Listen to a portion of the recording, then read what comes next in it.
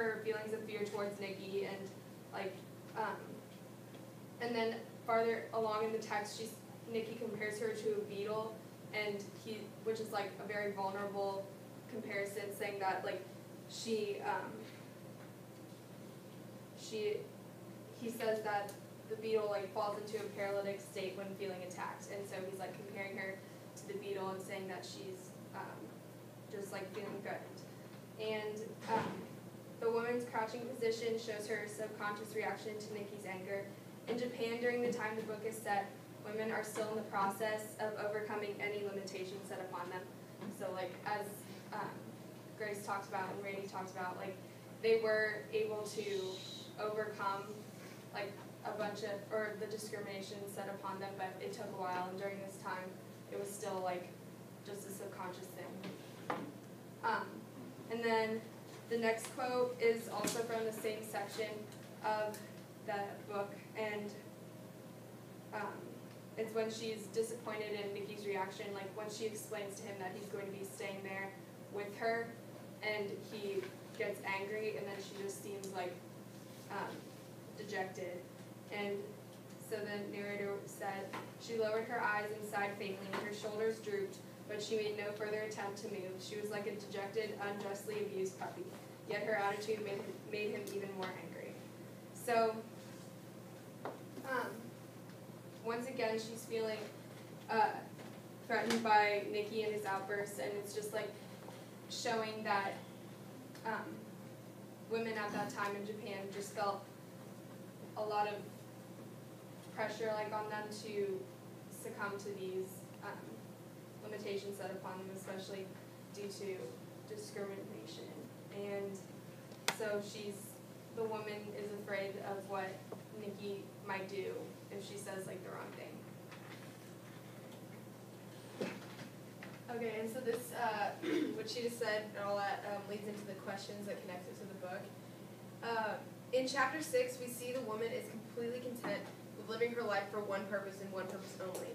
How is this similar or different to the ways a woman in the normal Japanese culture of the time acted? Any thoughts?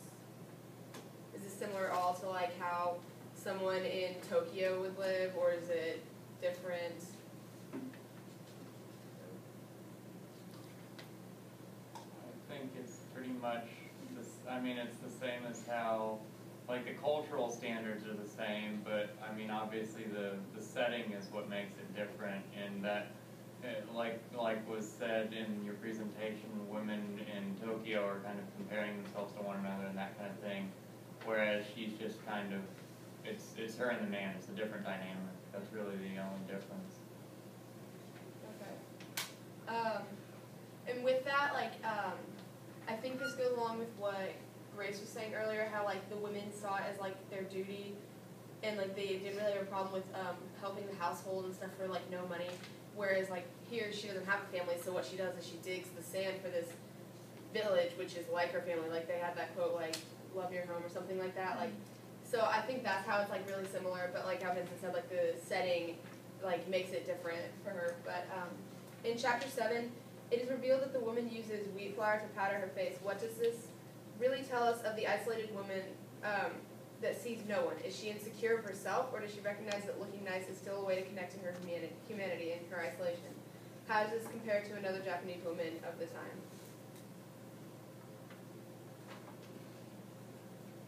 Well, we don't know if she powders her face prior to Nikki coming or not, but I do think it's interesting that even in this whole separated by society, she still knows that this is what women do. Yeah. I think it's Abe's way of making a connection, and I think all of this can be seen, like the women being subservient to the men, can be seen as a negative thing, definitely for a modern reader, especially for a woman. And I think that goes along with his idea of like him being anti-Japanese kind of thing, because he really emphasizes it, obviously, with the whole character of the woman. So I think that might have been another approach.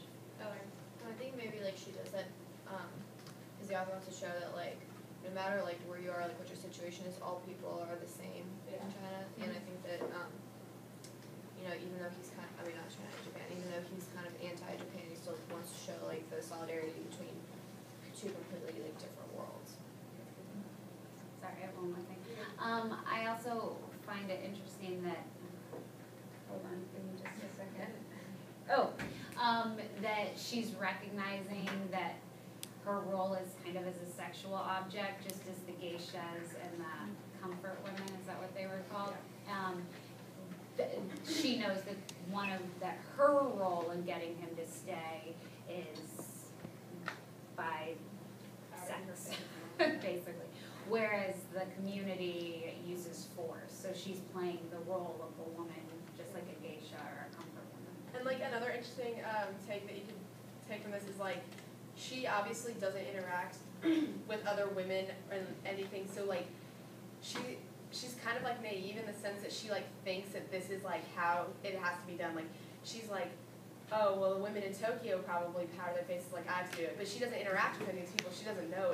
It's just like, to me it pointed out like how naive she was, like how she just thought like what you were saying, to get him to say she needs to powder her face and like all that kind of stuff. Like it just like kind of blew my mind, like how, I don't know, how like little she thought of herself and like how she needed to like make herself pretty, and I don't know.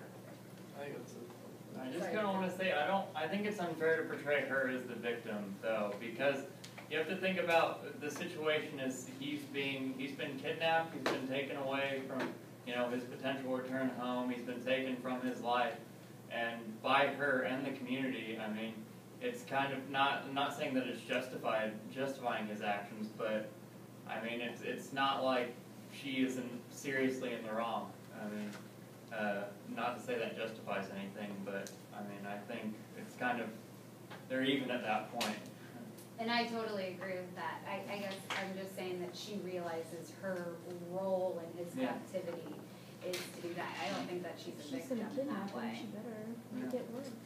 But in the same way, like society kind of makes her the victim. Like she's in this hole.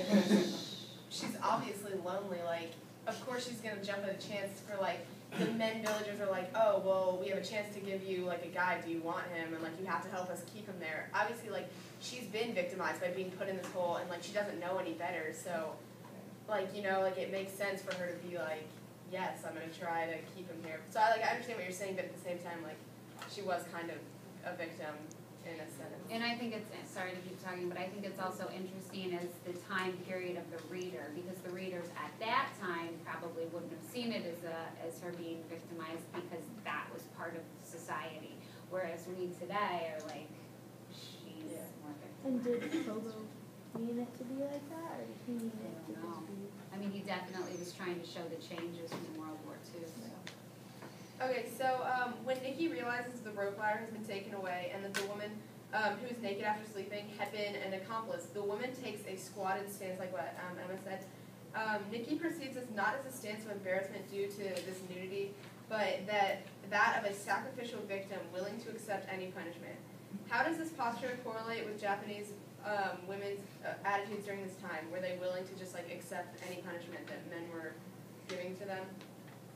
Do you think they had like a voice? Like did they, like the whole thing with like the geishas and stuff, like did those women, do you think they ever like wanted to like lash out, and like why didn't they?